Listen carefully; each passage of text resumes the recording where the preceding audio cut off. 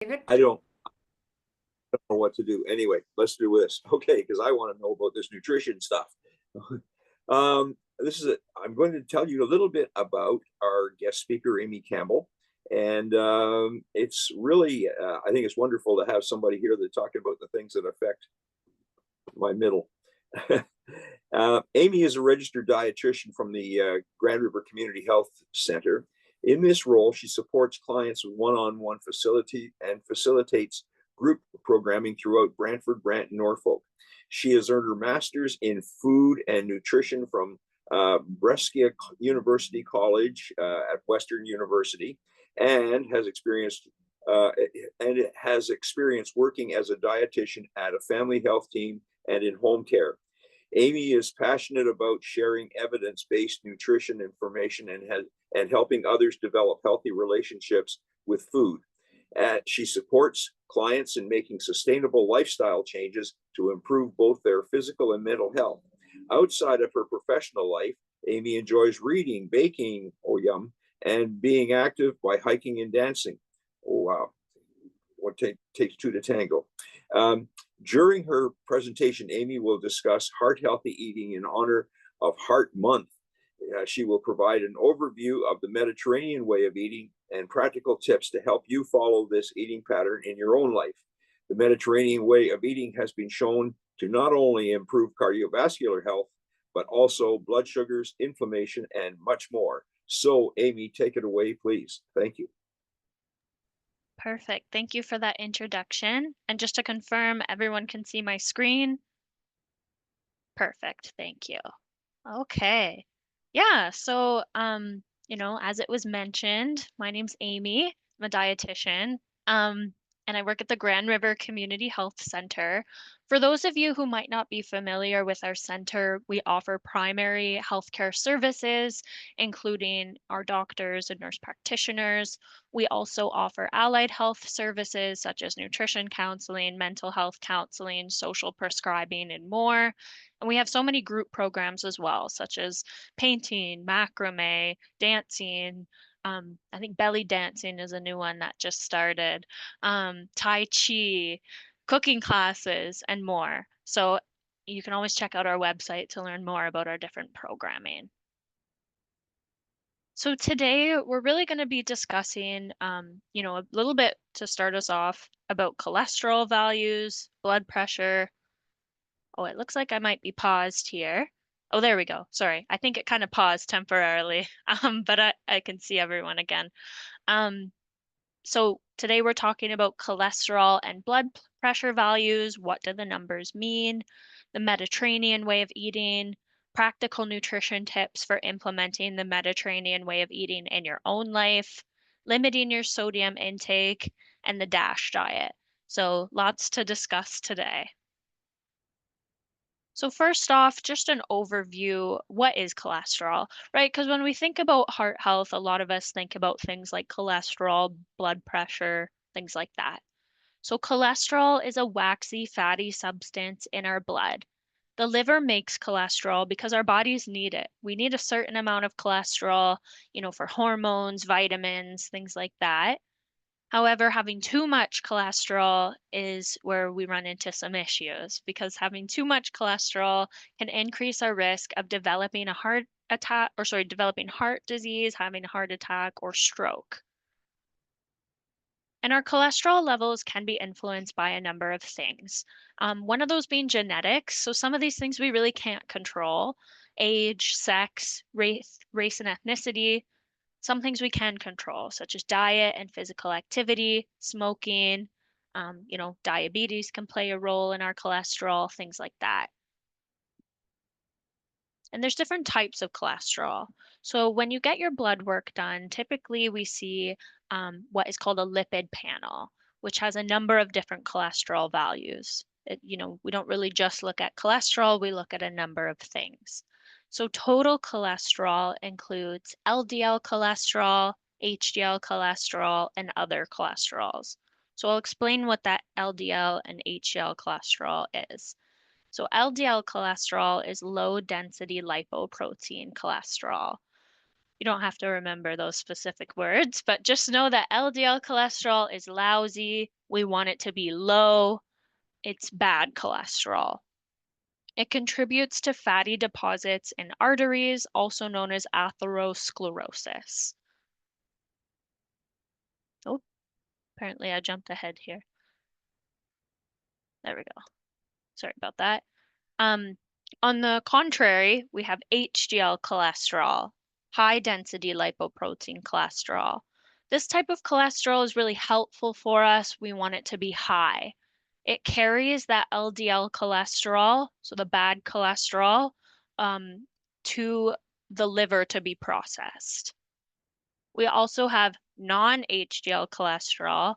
As you can see, there's a lot of different types that we look at.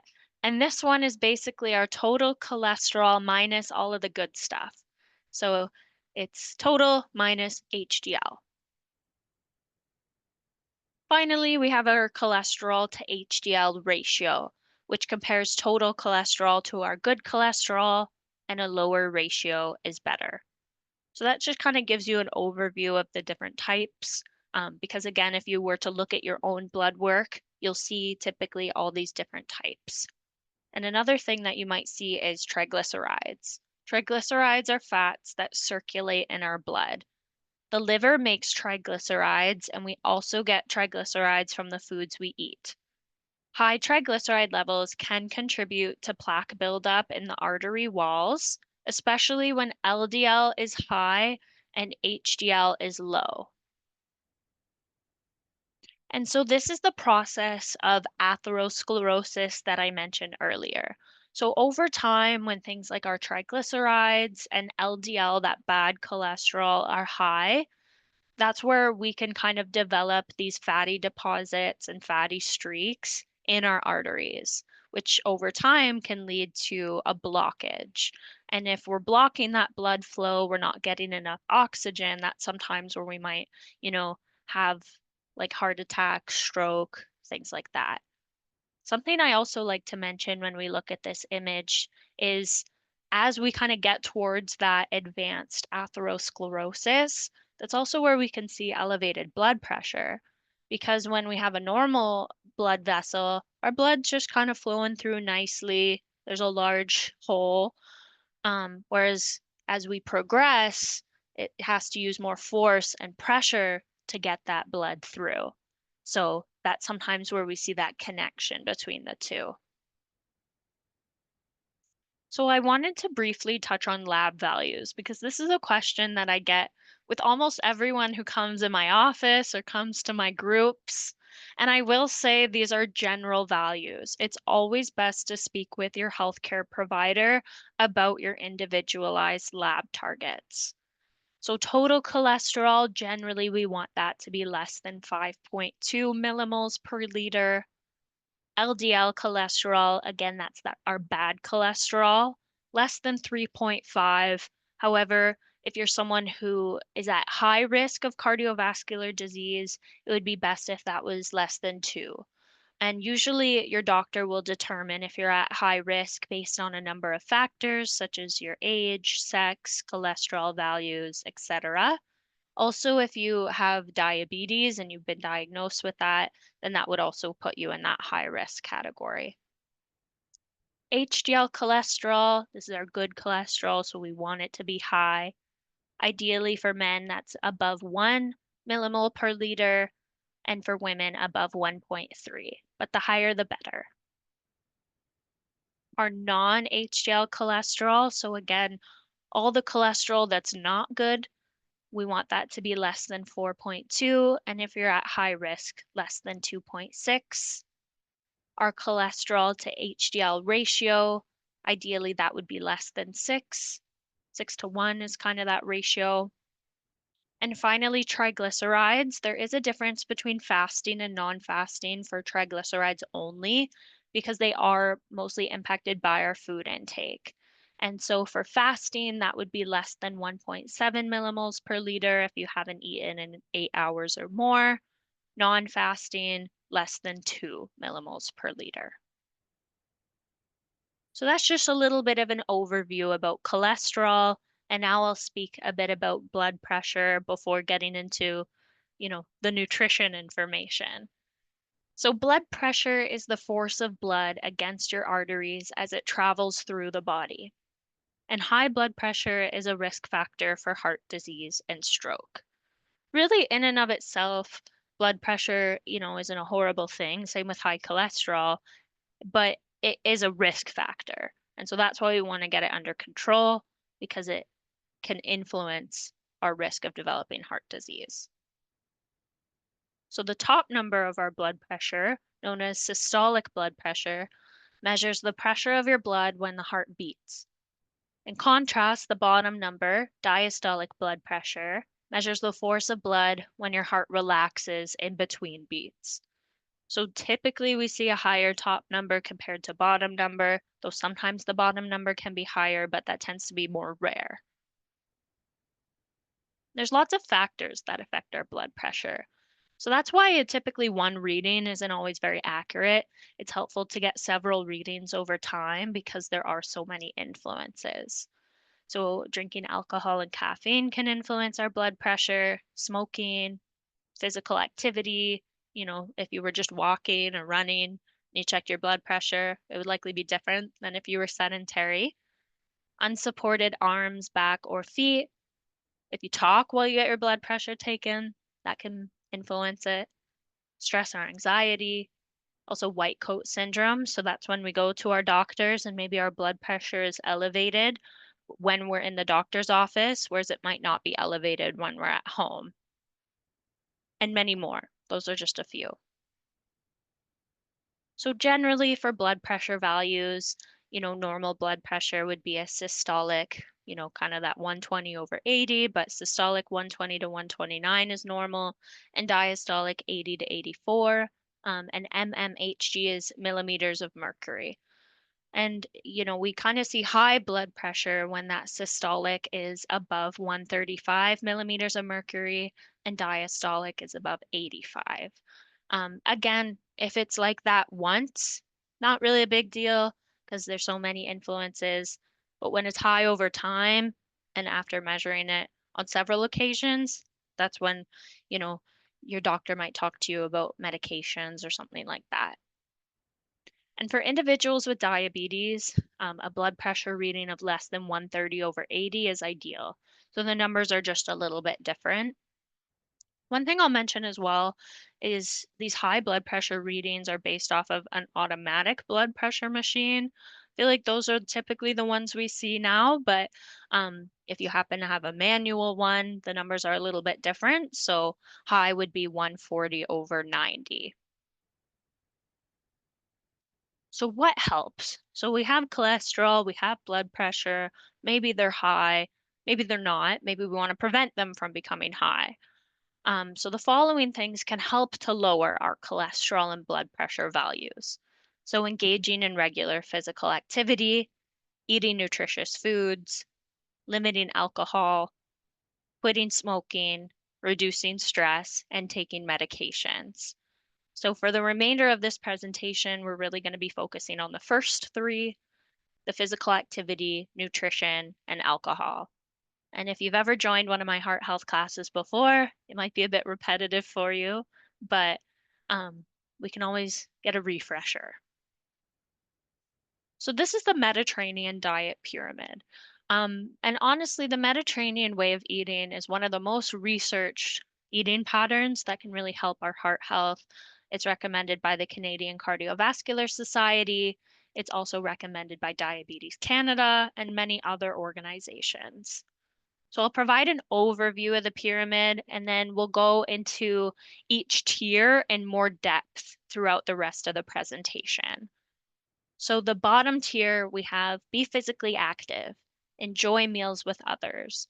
The Mediterranean diet isn't just a quote unquote diet, it involves how we eat, such as eating with others and being active. It's not just about the food, it's a lifestyle. Above that, we have fruits and vegetables, whole grains, legumes, nuts, seeds, olive oil, herbs, spices. These are the things that we want to consume in, for the majority of our diet. Next, fish and seafood. another key component of the Mediterranean way of eating. We want to consume poultry and eggs, cheese and yogurt in moderation. And finally, at the very top of the pyramid, limit meats and sweets. You'll also see on the left-hand side, they recommend drinking water. And if you do drink alcohol, choosing wine, particularly red wine, in moderation. We'll be talking more about that towards the end. So that first part on the bottom, being physically active, eating meals with others. So Canadian guidelines recommend engaging in 150 minutes of moderate to vigorous aerobic activity per week in bouts of 10 minutes or more. So let's break that down a little bit. So something that's moderate to vigorous is something that gets your heart rate up. Moderate activity, you can maybe talk, but you can't be singing a song while you're doing it. It gets your heart rate up, like I mentioned. And we want those to be in bouts of 10 minutes or more. So if I got up and did 10 jumping jacks right now, that might get my heart rate up, but it wouldn't really count towards this because it's not at least 10 minutes. It'd still be beneficial for me. Um, it's good to get up and limit sedentary time, but it wouldn't necessarily count towards this. Neither would going on a very slow stroll along the beach. Again, still beneficial, but doesn't necessarily count towards these 150 minutes. And we also have muscle and bone strengthening activities. The recommendation is to engage in these twice per week. It's really beneficial to maintain our muscle mass, especially as we age. So it's recommended to do that, at least twice a week. That can be weights or body weight exercises. I always like going on YouTube for exercises. You could join a class, things like that. And finally, if you're over 65, it's recommended to perform balance exercises to help prevent falls. Next, we have eating with others. So eating with others can promote the enjoyment of meals and improve quality of life. It may help you share food traditions across generations and cultures, as well as try new foods. There's been a lot more research coming out about the benefits of eating with others, even for families and kids, improved grades in school, even things like that. So there's a lot more research coming out about that. So that's that bottom part of the pyramid. So now let's go up to the next tier where we kind of have the bulk of the Mediterranean diet. So fruits and vegetables, I think we all know they're pretty good for us. It's recommended to consume 3 servings of fruit and 4 servings of vegetables each day. And a serving is about half a cup, or if it's like a raw leafy green, like lettuce, it would be 1 cup. And these can be fresh, frozen, or canned. There's a common misconception that, maybe fresh is better, but, frozen or canned can be just as nutritious, especially this time of year. We don't have as much in season compared to peak summer. So it can definitely be a great option. Maybe save some money that way. And if you do choose canned fruits and vegetables, I recommend canned fruit that's packed in water rather than syrup, just to decrease added sugar intake.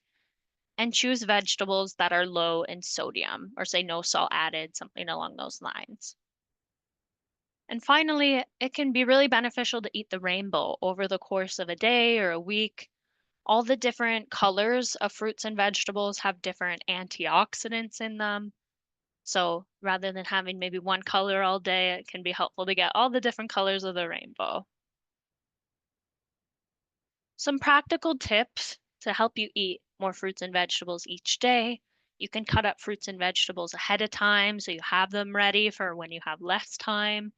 Make a smoothie. I have been drinking one every morning because that's an easy way to get at least a cup of fruit in. Add berries to cereal, oatmeal, etc. Freeze chopped vegetables to be added to foods later. And add vegetables to omelet, sauces, soups, stir fries, and more. Generally, when we think about a plate, it's ideal for half of our plate to be fruits and vegetables, which I feel like not a lot of us do. How I grew up, we would maybe have a lot of like meat, potatoes, starches, and maybe corn, and my vegetables were maybe a quarter of my plate. So trying to get it to be half of your plate. Next, we have whole grains, another key part of the Mediterranean way of eating. Choose whole grains more often than white for additional fiber. And whole grains include barley, brown rice, oatmeal, quinoa, whole grain bread, whole grain pasta, etc. It's really looking for that word whole grain. And so this is what a whole grain looks like, just for, a visual for you. So with a whole grain, we have our bran, our germ, and our endosperm. When we have a white grain, all that's left is our endosperm. So we miss out on those benefits of the bran and the germ, and those are the parts that contain the fiber and B vitamins, things like that. That also brings me to the difference between whole grain and whole wheat. So with whole wheat, sometimes some of that bran and that germ are removed when it's processed. And so again, we kind of lose out on some of those benefits, some of that fiber that we would see with whole grain. So that's why it's important to look at labels and look for the words whole grain or whole grain, whole wheat, because then you know that it has the bran and the germ intact. So you get all those benefits. Something to also keep in mind is multigrain is not necessarily whole grain. It could mean multiple white grains. It could mean multiple whole grains, but not always. So again, looking at the ingredients list, looking for the words on the package of whole grain is important. I once had a professor tell me if at least 50% of the grains we have in a day are whole grain, then that's pretty good. So that could maybe be an achievable goal to strive for. And if you don't like whole grains, you could always mix half whole grain with half white. So at least you're getting, half. For example, with pasta or rice. You could also add whole grains to soups, stews. For example, barley can be great to add to these foods. Cooked grains such as pasta and rice freeze well and can be used later if you don't have as much time. Popcorn also counts as a whole grain, and is quite high in fiber. I do recommend maybe popping your own for a nutritious snack and trying not to add too much butter, but it is a whole grain. Next, we have legumes. So legumes include beans, lentils, and peas. Aim to consume 3 or more servings of legumes each week. One serving is about a half to 2/3 cup. And like the canned vegetables, choose low sodium options most often. You can add chickpeas to salads, or I like to make a quinoa or a pasta salad with beans for my lunch for the week. So today I'm having a pasta salad with my whole grain noodles, some peppers, cucumber. I use like a 6 bean medley can. I do some dressing or some olive oil on top, and then I kind of have it throughout the week. You could also throw beans into soups. Hummus is made of chickpeas, so it's a bean. You could eat that with crackers or vegetables as a snack. Add lentils to pasta sauces. You could also add lentils to meatloaf. I've tried it. You don't even notice they're there. Nuts and seeds. Aim to eat nuts 3 or more times a week. And a serving is a quarter cup or a handful, about 20 nuts. Again, choose unsalted varieties most often. Or if you really like the salt, again, maybe do half salted, half unsalted, so you're cutting the salt in half. Pair nuts with fruit for a balanced snack. Add nuts to salads. Spread nut butter on toast. Add nuts and seeds to cereal, oatmeal, yogurt. You could also make a dip, such as a buffalo chicken dip, using soaked and blended cashews, or prepare a Thai peanut butter stir fry, or add nuts and peanuts to stir fries. There's lots of different ways that we can use nuts. So I just want to pause here for a minute to talk a bit about fiber. So all the foods that we've talked about so far, the fruits and vegetables, whole grains, legumes, nuts, and seeds are really high in fiber, which is part of the reason why they're recommended. And there's two main types of fiber, soluble and insoluble. Both are beneficial for us for different reasons. So soluble fiber forms a kind of a viscous gel in our body. It can help with our blood sugars. It can help with cholesterol, because it kind of like attaches to the cholesterol and helps excrete it from the body. It can help us feel fuller for longer. Insoluble fiber is a bit different in that it's more so, helping things move along in our digestive system. And it tends to be found in the skins and the seeds of fruits and vegetables, things like that.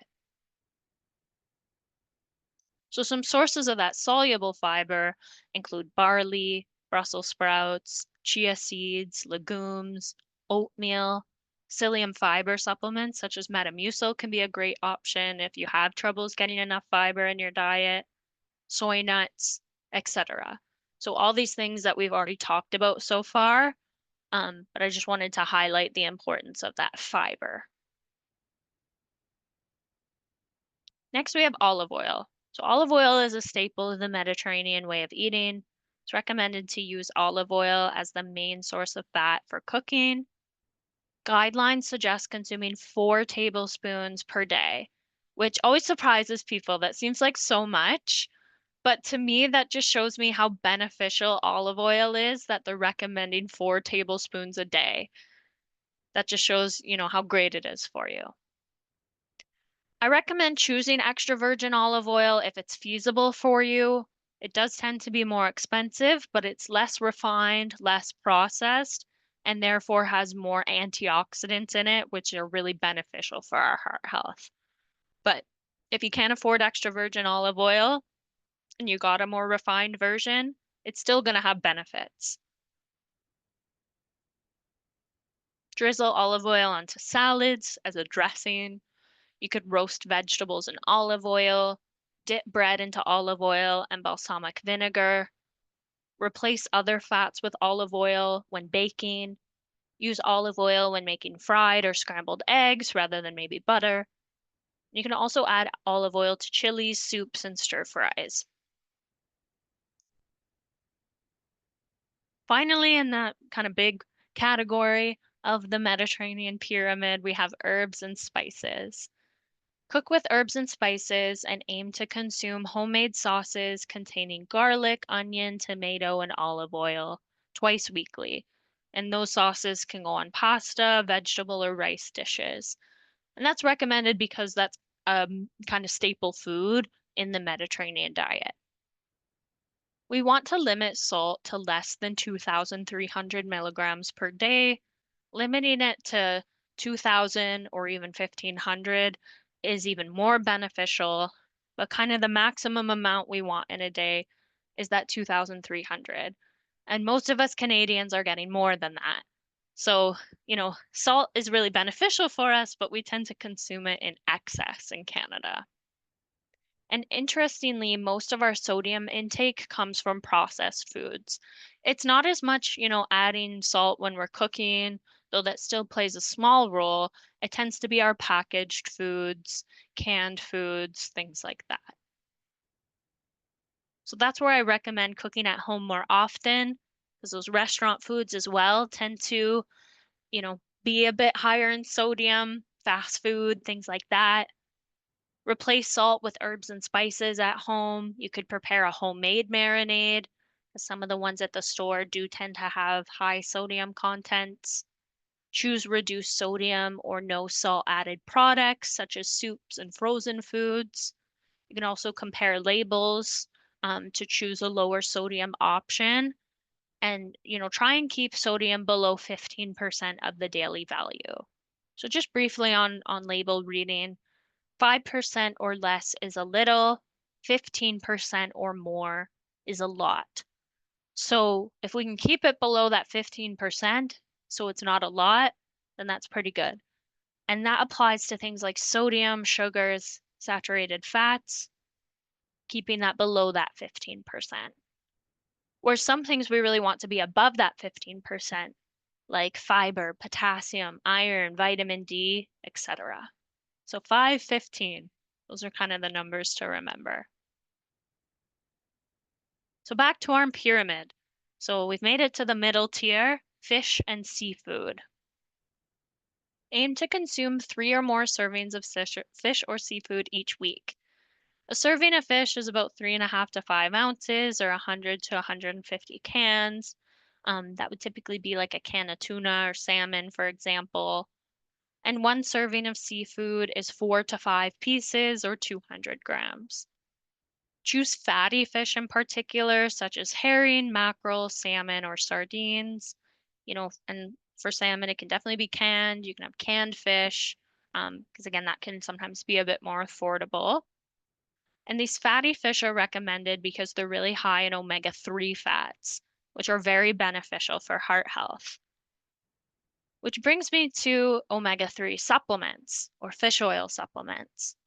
So the Canadian Cardiovascular Society does not recommend over-the-counter fish oil or omega-3 fatty acid supplements to reduce cardiovascular disease risk. And that's not because they're not good for us. Like, it's not because they're unsafe or anything like that. It's because there hasn't been enough research to show us that taking an omega-3 supplement will decrease your risk of developing heart disease. We just don't have that research, or strong enough research to show us that. Instead, they recommend obtaining omega-3 acids from foods, including fish, walnuts, ground flax seeds, chia seeds, canola oil, etc. Typically, if someone does not eat fish and they just really don't like it, they won't go near it, then I may suggest they take an omega-3 supplement. Um, Not necessarily for heart health, but just to get those nutrients in that are hard to get from other foods and for maybe other beneficial reasons, such as for, their mental health or their eye health, things like that. So to continue with this discussion, I'd like to talk about types of fats. So unsaturated fats include omega-3 fats, things like that. These we want to have a lot of in our diet and choose most often.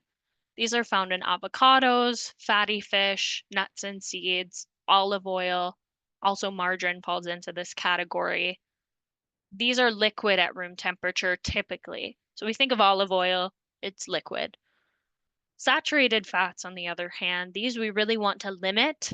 These, have a really big effect on our cholesterol and heart health. There's a lot of research to suggest it's not so much the cholesterol in foods that we're worried about, it's the saturated fats that increase our cholesterol. We're not as worried about dietary cholesterol that we get from foods, it's saturated fats. So these fats are found in beef, butter, coconut oil, palm kernel oil, pork, etc. Typically, these are solid at room temperature, so we think of things like butter and coconut oil, they tend to be more solid, unless it's a really, really hot day, in July or August, then they might be a little more liquidy if we leave them out, but typically they're solid. So this is just a little bit of a comparison of fats and oils, just to kind of compare their saturated fat content. So one thing I didn't mention is every fat has some saturated fat in it and some unsaturated fat. It's just the proportions. Some are a lot higher in saturated fat and some are a lot higher in unsaturated fats. So things like canola oil, flaxseed oil, olive oil tend to be higher in those unsaturated fats and lower in saturated fats. Whereas things like lard, palm oil, butter, and coconut oil tend to be quite high in saturated fats. So we just want to limit these foods. Coconut oil is one that tends to surprise people because the media, I feel, has really been promoting coconut oil and something called MCT oils, medium chain triglycerides. But based on the research and journal articles, there's not enough evidence to support that these coconut oils or MCT oils are beneficial for us. Maybe one day, but not yet. So I still continue recommending limiting them because we don't have the research to show that they're beneficial. Finally, we have trans fats. So trans fats, the nice thing about trans fats is we don't have to quite worry about them as much anymore because they were previously added to foods as partially hydrogenated oils But these oils are now banned in Canada. So sometimes like I'm thinking of like Crisco shortening, used to have these partially hydrogenated oils. But these have been banned since 2021 in Canada, which is really good for us, and they can't be imported here either. Sometimes they're created during the deep frying process. Um, so that's where it's important, especially if you're deep frying at home, to replace the oil often, use good cooking practices, then we can decrease, that risk of developing those trans fats. But, you know, other than that, they're not too high in our diets anymore, which is nice.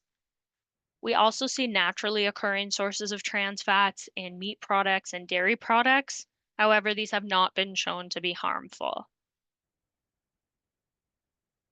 Okay, so we're almost there. Going up, we have poultry and eggs and cheese and yogurt. Oops, these we want to consume in moderation. So, it's recommended to choose chicken and turkey more often than red meat. For the general population, guidelines suggest that individuals can consume about 1 egg per day, but maybe if you're at a greater risk of developing cardiovascular disease, you may need to eat less than one per day. But again, it's not really the cholesterol in foods that are as much of an issue. As I mentioned before, it's the saturated fats. Consume dairy products such as milk, yogurt, and cheese in moderation. Limit high fat dairy products, including butter, cream, and ice cream. Aim to eat 1 tablespoon or less of butter and cream each day. Finally, we reach the very top of our pyramid, meats and sweets. Limit red meats, including beef, pork, and lamb. In particular, limit processed meats, such as bacon, deli meats, hot dogs, and sausages. Aim to eat less than 1 serving of red or processed meats each day. And a serving is about 2.5 ounces or 75 grams. It's about the size of the palm of your hand or a deck of cards. And finally, limit sweets, particularly added sugars, which are those added to foods during preparation, processing, or at the table. Examples include sugar, honey, jam, baked good, pastries, some cereals, energy drinks, fruit juices, sodas, etc. And sugar is sugar, whether it comes from honey, maple syrup, jams, white sugar, brown sugar. They all get processed in the body the same. Aim to consume commercial baked goods such as cookies, donuts, or cakes less than 2 times per week. And limit sugar sweetened beverages, including pop and juice, to less than 1 can per day. I recommend choosing whole fruit more often than juices. You could choose plain yogurt and add fruit to it. Try Greek yogurt, cottage cheese, or a berry compote on pancakes. And again, look at labels and try and keep that sugar below 15%. Also, just wanted to mention it's helpful to make water your drink of choice. You could add fruit or flavor drops to water, try carbonated water, set timers to drink, carry a reusable water bottle with you, etc. And if you drink alcohol, choose red wine. Something to keep in mind though is Canada's guidance on alcohol and health. They note that having 3 to 6 standard drinks per week may lead to an increased risk of developing certain types of cancer. And a standard drink is about like 12 ounces of beer, 5 ounces of wine, or 1.5 ounce of liquor, like a shot. And 7 or more of these standard drinks per week, there's an increased risk of developing heart disease or having a stroke. So just something to keep in mind when it comes to alcohol intake. If you're interested in learning about, how well you follow the Mediterranean way of eating, you can just search up the Mediterranean Diet Score tool, and there's a questionnaire, and you can see your total score out of 14, and it can maybe help you identify areas for improvement. I very briefly just wanted to mention the DASH diet, and then I will conclude my presentation today.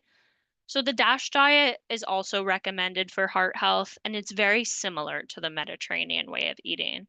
It emphasizes vegetables, fruits, whole grains, and lean protein foods, including low-fat dairy products, legumes, nuts, etc.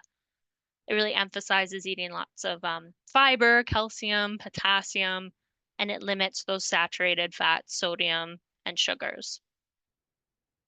And some recommended serving sizes would be 4 to 5 servings of vegetables each day, 4 to 5 servings of fruit, 7 to 8 servings of whole grains. Low-fat dairy products would be about 2 to 3 servings per day. And you can always look up the DASH diet to see kind of what those serving sizes might look like for each food. You know, lean meats, poultry, and fish, 2 servings or less per day. Nuts, seeds, and dry beans, 4 to 5 servings per week. Fats and oils, 2 to 3 servings per day. And sweets, 5 or less servings per week. So in summary, today we talked about different types of cholesterol, including that LDL lousy cholesterol and HDL helpful cholesterol. Blood pressure is the force of blood against the arteries. Systolic blood pressure is that top number when the heart's beating, and diastolic blood pressure is that bottom number when the heart is relaxed. Being physically active, eating nutritious foods, and limiting alcohol can help improve cholesterol and blood pressure values. And, fruits, vegetables, whole grains, legumes, nuts, olive oil, fish, and low-fat dairy products are all key components of heart-healthy eating. And if you're interested in learning more, we have our Happy Heart Diabetes and Me group in Brantford, where we talk about heart disease, every other month, and diabetes on the other months. And those are Mondays from 1 to 3 p.m. We also have our Beating Strong Heart Health workshop in Paris and Simcoe. And if you're ever interested in a one-on-one nutrition appointment, you can always reach out to me, using that contact information at the bottom of the screen here, to schedule a one-on-one appointment. But that's everything I have today. I hope I didn't go too much over time. So thanks everyone for listening. And I now welcome any questions. Well, actually, I'm going to jump in here right now.